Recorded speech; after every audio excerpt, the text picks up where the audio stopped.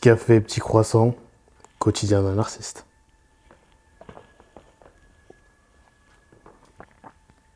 Bonjour à toutes et à tous, comment ça va? Moi ça va nickel. Aujourd'hui, deuxième épisode de la Cody Story. Je suis pas seul aujourd'hui. Je suis avec deux personnes, une derrière la caméra, c'est une nouvelle personne, très compétente. Aujourd'hui, on a Fodé qui nous accompagne. Et ensuite, on a notre invité du jour, on a Laure Mallard. Comment tu vas alors? Ça va et toi? Ça va tranquillement. Aujourd'hui, petite interview. Alors, on va parler un petit peu de toi, de ton poste et éventuellement d'où tu travailles, enfin où tu travailles. Aujourd'hui, on est dans un cadre vraiment très bien. Merci de nous accueillir encore une fois. Ouais, avec plaisir. Si tu le veux bien, on va commencer cette petite interview. Ouais. Allez, c'est parti, on va commencer. Première question tout de suite. Alors déjà, est-ce que tu peux nous parler, à tout le monde hein, aussi, de ton parcours scolaire, professionnel, qui t'a mené à ton poste aujourd'hui? Déjà, quel est ton poste? Très bien. Alors, bonjour. Moi, je travaille à Plastic Palace. Donc, je suis chargée de mission sensibilisation déchets pour le public jeune et grand public. Donc, mon parcours scolaire, comment j'en suis arrivée là? Alors, je suis une jeune diplômée depuis septembre. Félicitations déjà. Merci. En biologie environnement. Donc voilà, j'ai fait mes 5 années d'études à Créteil sur tout ce qui était biologie, chimie, études de la pollution des sols, des eaux, Ok. et études de la biodiversité. Donc tout mon parcours a permis euh, d'en être là aujourd'hui, d'avoir choisi cette voie de sensibiliser le public sur les déchets et le plastique. Du coup, tu as aimé ces études de A à Z. De A à Z, c'est vraiment ce que tu voulais faire, tu savais? Alors, au début, non, je ne savais pas du tout que j'allais être dans l'environnement. Ok. Faut savoir que, bon, quand on est en terminale, on ne sait pas, C'est oui. on ne sait Oui. pas ce qu'on veut faire vraiment. Moi, j'ai eu la chance d'avoir une enseignante de SVT en terminale qui m'a donné la passion d'apprendre les sciences. Elle avait une manière d'apprendre qui était très pédagogique, très ludique. Je vois ce que tu veux dire. Ouais. Donc ça nous permettait de mémoriser beaucoup mieux, d'apprendre plus facilement. Et donc voilà, je me suis orientée dans une licence en sciences, chimie, biologie, SVT, pour commencer. Et puis après, j'avais le choix de faire soit biologie santé, soit biologie, géologie, enseignement, soit biologie, environnement. Et puis je me suis dit, oh, franchement, l'environnement, c'est C'est d'actualité. bien. Bon, pourquoi pas? Et donc j'ai fait une L2 spécialisée en biologie environnement, puis une L3. Et après la continuité, c'était un master en ingénierie biologique pour l'environnement. Bah, félicitations. Voilà. Voilà. Merci On passe beaucoup. un coucou du coup à la prof d'SVT. Oui, Madame Victor, elle se Bah, Madame reconnaîtra. Victor. Bonjour Madame Victor. Ok, bah, merci pour cette question. On va passer à la deuxième question maintenant. Oui, très bien. Alors, on a répondu déjà à la deuxième question. Déjà, c'est très rapide. Qu'est-ce qui t'a poussé à choisir ce domaine d'activité? Après, je peux aussi préciser que pendant Il n'y a mes pas de problème. études, j'ai eu l'opportunité d'étudier la biodiversité dans les parcs urbains, d'étudier la pollution des sols aussi dans les parcs. Et j'ai fait un stage sur l'impact des sols, l'impact des décharges sauvages sur les sols. Donc je suis allée dans le 91 et il y avait des décharges sauvages sur les bords de route. Et ça m'a vraiment surprise de l'incivilité de certaines personnes. C'était des collines de pneus, de déchets, de jouets. Enfin, vraiment, on pouvait retracer la vie des personnes dans ce tas. Et donc, je me suis dit, ok, là, il y a quelque chose à faire sur le point pollution. Biodiversité, c'était moins quelque chose qui m'intéressait, mais pollution, je me suis dit, ok, il y a quelque chose à faire. Donc c'est pour ça que je me suis orientée sur un stage en Master 2, ici, au sein de Fort Récup et au sein de Plastic Ok. Palace, pour sensibiliser sur les déchets. Franchement, c'est cool. Ça veut dire que c'est pas que le scolaire qui t'a donné envie. Et ça, franchement, Ouais. c'est cool. C'est pas tout le monde aussi Mm. qui a cette chance de prendre conscience. Et franchement, bravo C'est à ça. toi. En fait, vraiment, tout a été aligné pour que j'en sois là aujourd'hui dans la sensibilisation à l'environnement. J'ai eu l'occasion d'être animatrice auprès des enfants. Donc déjà, j'avais l'approche Ok. avec les enfants. Mm. Et puis, j'ai toujours été créative. J'aimais manipuler, créer des jouets, par exemple des maisons pour les Barbie avec mes sœurs. Enfin, donc, on est très manuel et donc là, bah, ça me sert au quotidien. Donc, et puis, j'ai fait des années de dessin un petit peu aussi quand j'étais petite.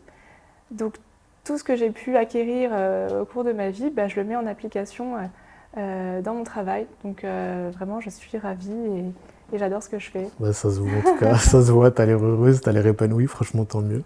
C'est important. Exact. Je vais te poser une troisième question. Bon, c'est un t'en peu prie. les mêmes questions, hein. Bien sûr.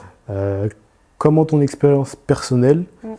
elle a influencé ton engagement justement envers cette sensibilité environnementale?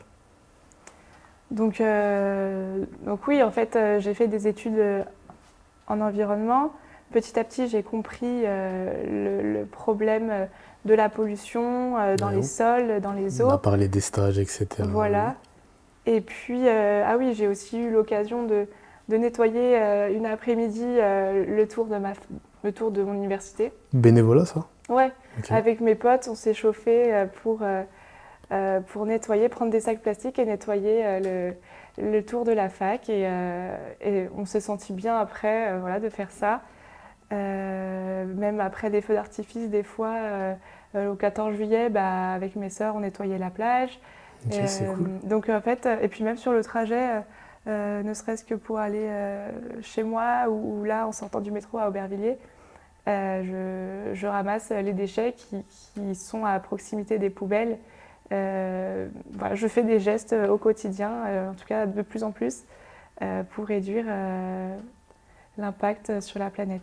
En fait, de par ta personnalité, t'es né pour être dans une association, en fait. Alors, c'est ça? Oui, bah, en tout cas, le milieu est super. En fait, je ne souhaitais pas être dans un laboratoire, être chercheuse, parce que je ne voyais pas ce que ma personnalité pouvait apporter. Moi, j'avais besoin de concret, d'agir sur la pollution, d'être sur le terrain. Et voilà. Et ça me correspondait plus d'être en association, effectivement, que être en recherche, par exemple. Bah, très cool. On a fini de te présenter pour l'instant. Pour l'instant. On va passer sur d'autres questions. On va zoomer un petit peu plus sur le lieu où on est, sur l'association.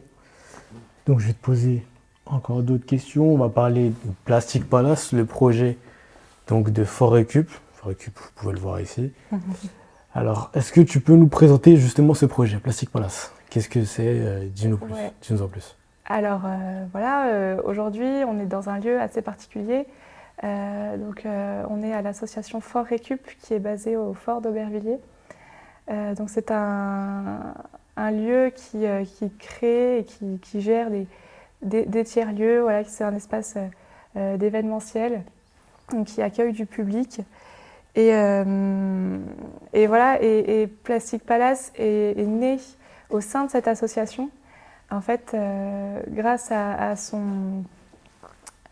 sa capacité d'accueillir des événements, elle nous a permis de développer notre projet de sensibilisation Plastic Palace parce qu'on a pu expérimenter avec les centres de loisirs d'Aubervilliers nos activités, notre programme de sensibilisation.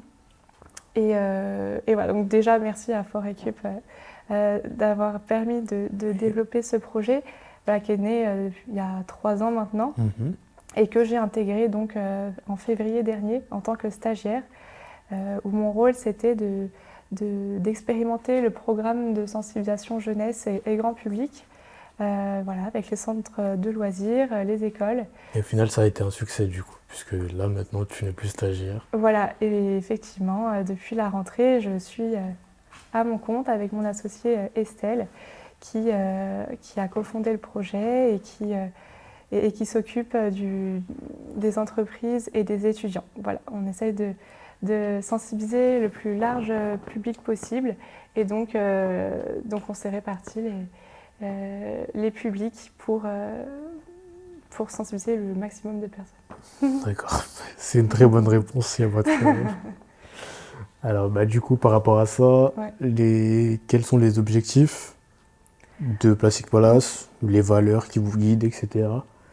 Alors, Plastic Palace, donc, c'est un projet qui vise à développer la prise de conscience de la population. Donc pour cela, voilà, sur la prise de conscience sur les déchets, le plastique, la pollution. Donc pour ça, en fait, on développe des programmes de sensibilisation ludiques et innovants pour les publics.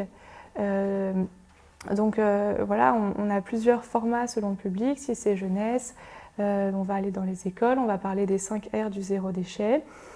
C'est quoi exactement les 5 R du zéro déchet? Alors, donc déjà, le zéro déchet, c'est un mode de vie qui consiste à réduire le maximum de ces déchets que tout le monde peut faire à son échelle. Donc c'est gratuit, quoi, il faut le dire.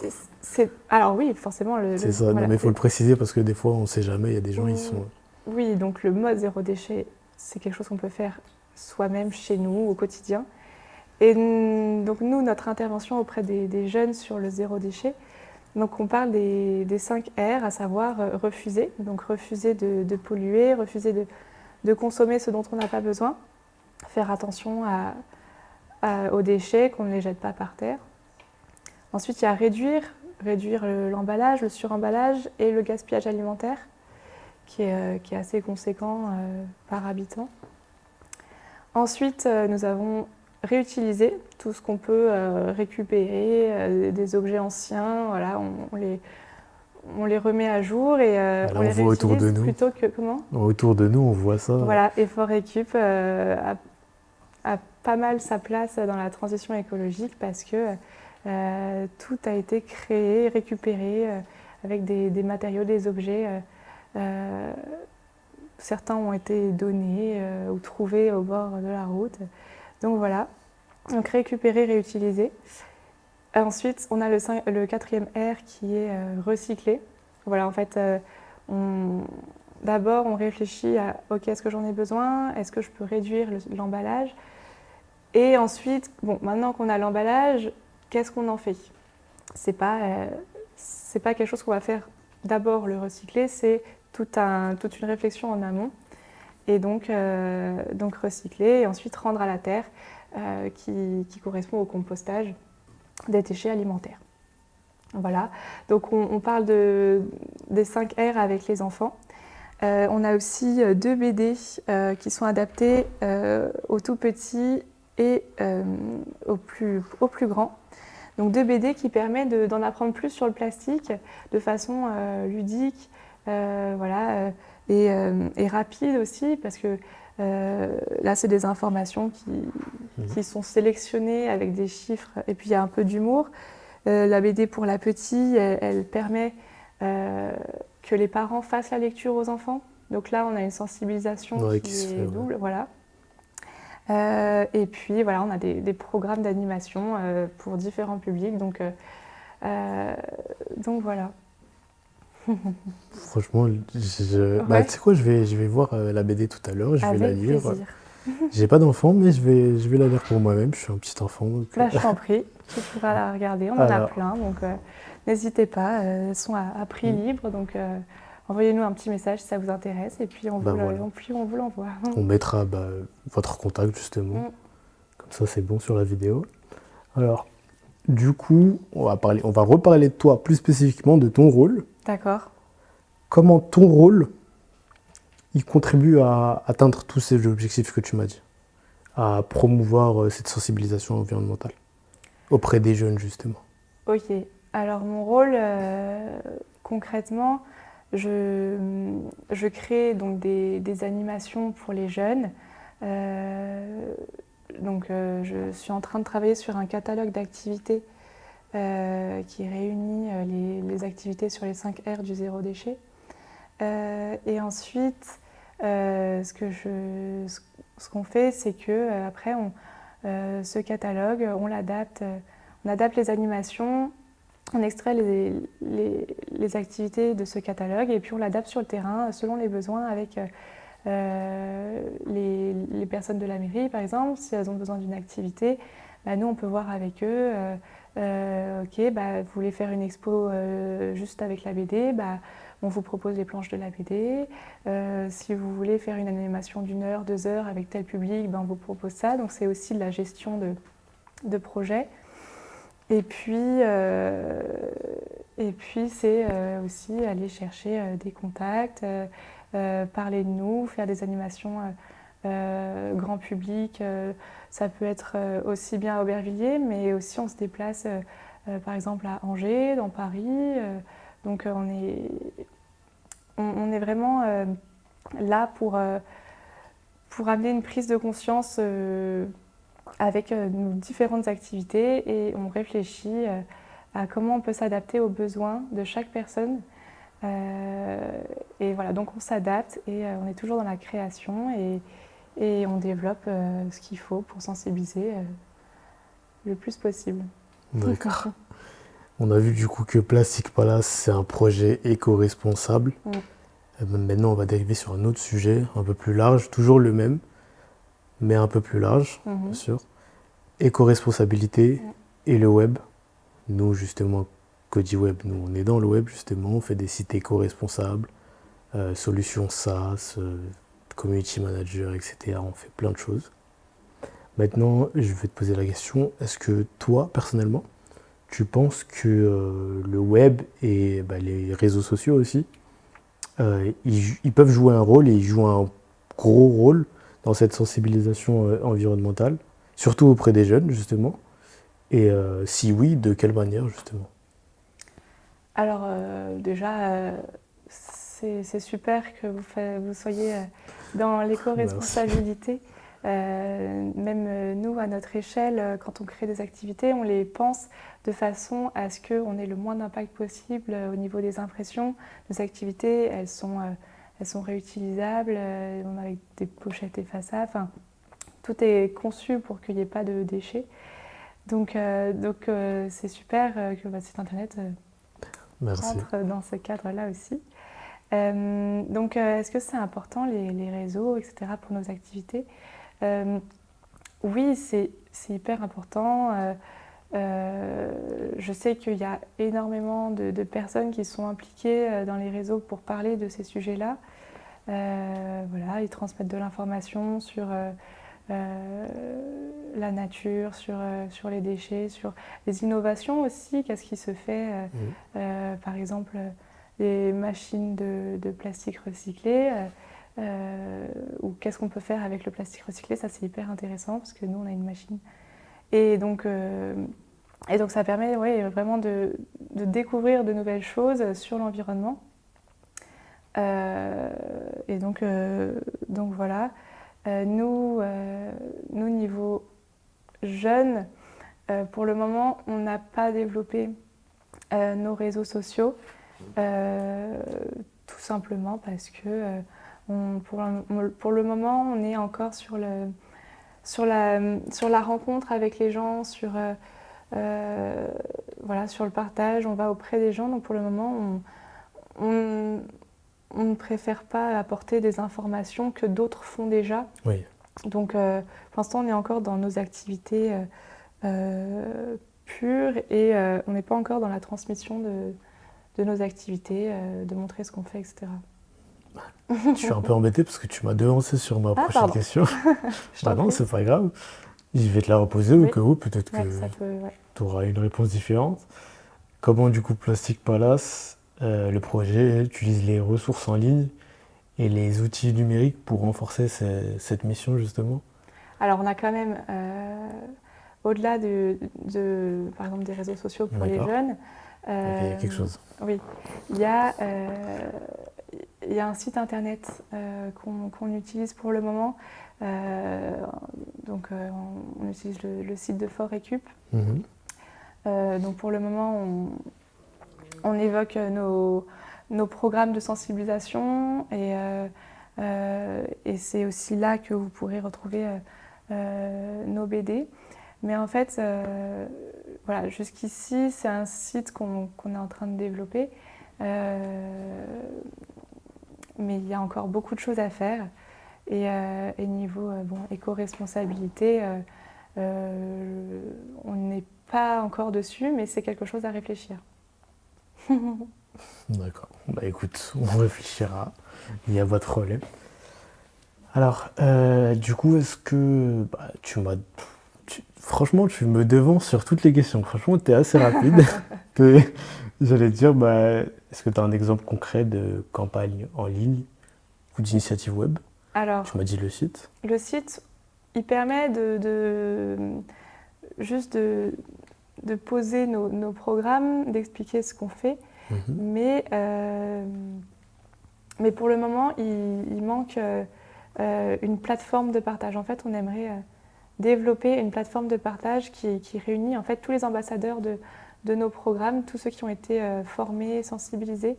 L'idée, c'est de permettre d'échanger des photos, des suggestions d'activités, vraiment de partager sur le déchet et Une le sorte de plastique. réseau social dédié Ouais, au... un mini réseau avec Ok.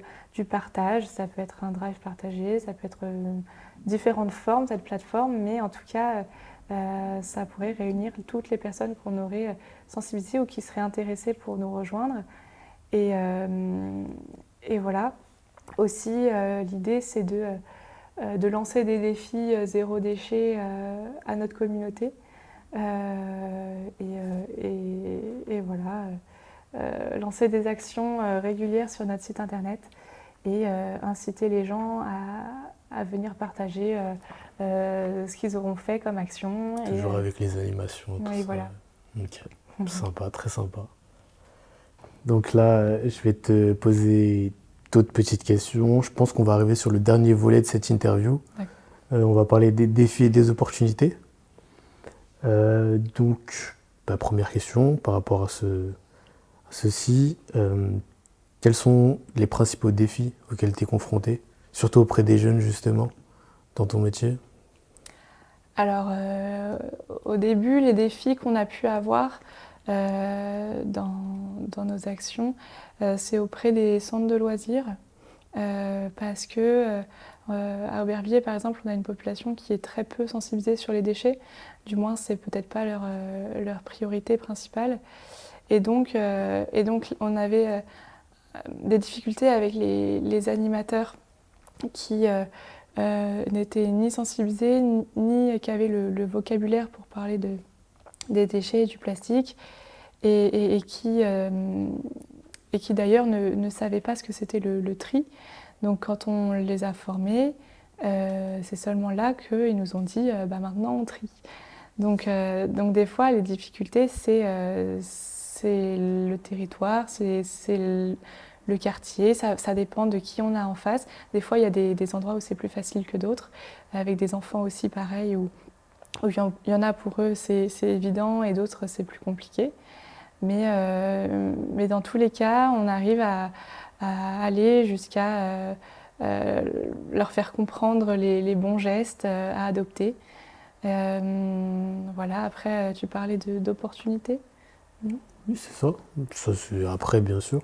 Mais ces défis, est-ce qu'il y en a qui sont encore d'actualité ou puisque là, j'ai l'impression que tu me parles de défis que vous avez déjà relevés, Ah oui. ce qui est déjà très bien. Mm. Est-ce qu'il y en a qui sont encore d'actualité ou... Le plus grand défi, c'est de se faire connaître plus largement. Là, avec Estelle, on travaille à deux et on a de plus en plus de projets à développer. Et donc, pour nous, le défi, c'est d'arriver à tout réussir pour la rentrée. Voilà, c'est souvent les rentrées qu'il faut pouvoir gérer, Mhm. organiser le planning. Voilà. Euh, Après, on a pour défi aussi, ouais, c'est ça, de se faire connaître et donc d'aller chercher des contacts du territoire, des mairies, des personnes importantes qui pourraient nous développer. Et surtout, en fait, le défi qu'on a, c'est les réseaux sociaux où, voilà, comme je disais, on a moins de visibilité peut-être par rapport à d'autres associations ou de projets par choix et parce que jusqu'ici ça fonctionne, on a déjà ce qu'il faut à deux. Et donc voilà. Quoi d'autre? Jusqu'ici, voilà, c'est nos principaux défis. L'objectif, c'est toujours de maximiser du coup l'impact de Plastic Palace, du coup. Ouais, c'est ça. C'est ça. Ben voilà. Réponse simple. Ah ben non, je m'étais trompé. Alors, c'était l'avant-dernière rubrique.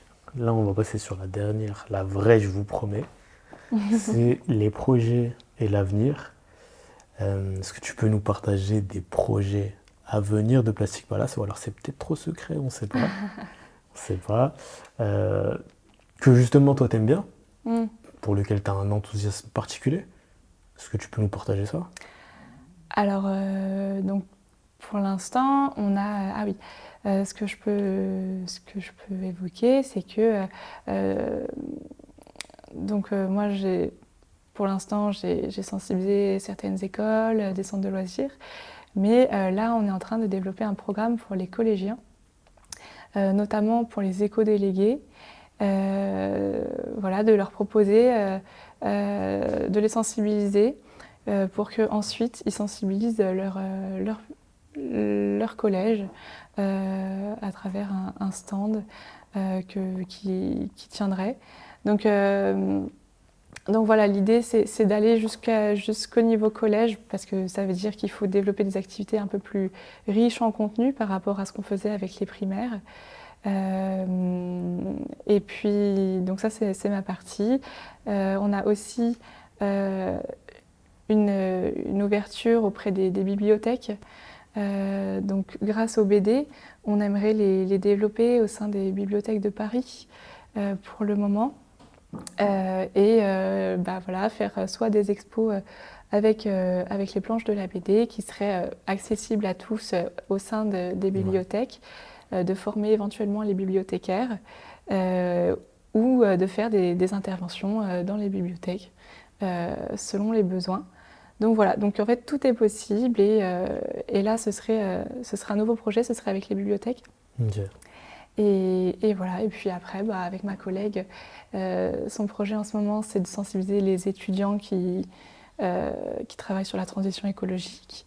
Donc, et puis après, il y a aussi les entreprises. Donc ça, c'est un autre point qui, pour le moment, est mis de côté pour le moment parce qu'on a déjà beaucoup de choses à déjà, faire. ça fait beaucoup de travail déjà, Voilà, et puis après, on espère. Bien sûr. Cas, je pense que ça va arriver. Enfin, je vous l'espère aussi, je vous le souhaite. Merci, oui. Il n'y a pas de problème. C'est notre objectif, de sensibiliser le plus large public, donc forcément, on y sera forcément. Les entreprises, attention, vous allez passer. Ouais. Dernière question. Et vous allez passer un bon moment. Okay. Moi, je passe un très bon moment. C'est bon, vous inquiétez pas. Allez, on va parler juste la dernière question, je pense. Oui, même c'est sûr, de cette interview. J'espère que tu as passé un bon moment. Oui, très bien. Merci. Tant mieux, alors. Alors, en tenant compte des enjeux environnementaux d'aujourd'hui, sachant que là, en ce moment, la COP28 est passée dernièrement, etc. Comment t'envisages, toi, ton poste, l'avenir de ton poste et surtout l'avenir de Plastic Palace? Tu as donné un semblant de réponse avec ce que tu viens de dire, mais est-ce que tu peux aller un peu plus loin? Tout à fait. Donc voilà, avec Plastic Palace, on tend à se développer davantage, c'est-à-dire s'implanter en Île-de-France, mais en fait, on aimerait avoir des antennes Plastic Palace partout en France. Donc l'idée, c'est de former les personnes qui pourraient former ensuite leur public. Voilà, nous, notre projet, ce serait ça, puisque pour l'instant, c'est nous qui faisons les animations auprès des écoles. Mais l'idée, c'est que soit le personnel qui soit formé à animer le parcours de sensibilisation qu'on a développé. Et puis voilà, c'est développer nos réseaux, développer notre communication, notre site internet, la plateforme de partage. Et voilà, peut-être avoir des stagiaires aussi. Oui. Voilà, il y a plein de choses à faire, créer d'autres programmes de sensibilisation adaptés aux besoins. Voilà, donc on est ouverte à tout et pour ma part, c'est vrai que ça fait 1 an que je suis ici à ce poste et pour le moment, je pense y rester parce que ça me plaît beaucoup, j'adore ce que je fais, j'ai pas l'impression de travailler. Ça se voit. Honnêtement, ça se voit quand tu parles. C'est gentil. Franchement, tant mieux. Et puis voilà, le cadre de travail est super. Et voilà, il y a tout pour continuer Plastic Palace à l'avenir. Franchement, j'espère que vous allez continuer aussi. Merci. Personnellement, je te le dis, je l'espère. Ouais. Parce que franchement, votre projet, il peut que grandir, que aboutir. Ah bah ça fait plaisir. Très cool. Merci beaucoup. On en a fini avec cette interview. J'espère que ça s'est bien passé pour toi. Ah bah c'était parfait, merci beaucoup. Ça m'enlève une épine du pied. Ah ouais. Ah là, j'étais pas bien. Non, je rigole. Allez, écoute, nous, c'est fini pour nous. T'as une petite tasse qui est là depuis le début. Je sais pas si tu l'as vue. C'est notre petit cadeau. Elle est incroyable, merci C'est beaucoup. notre petit cadeau. Première fois que j'ai une tasse à mon nom. Voilà. Personnalisée Plastic Palace en plus. Voilà. Et sur le côté, ouais. on a un petit QR code. Alors, c'est le QR code de notre livre blanc sur le numérique responsable. Le numérique responsable, est-ce que c'est une solution salvatrice pour le web? Et je vous laisse aller regarder. Okay. Toi, je te laisse éventuellement regarder aussi. Ça m'intéresse beaucoup. Profite bien de cette tasse. Voilà. Oh, elle va avoir beaucoup de chocolat chaud. Ok, écoute. Merci à toi en tout cas de nous avoir accueillis. Je t'en prie, merci à Codyweb pour l'interview et puis à bientôt j'espère. À bientôt éventuellement, on espère aussi. Merci beaucoup. En tout cas, vous tout le monde, passez une bonne journée, passez un bon moment, je ne sais pas avec qui vous êtes, mais voilà. On vous souhaite une excellente journée et faites attention à vous et on se retrouve pour une prochaine interview, une 3e Code Story. Allez, au revoir tout le monde. Au revoir, à bientôt. Au revoir. Bravo. Franchement, bien joué.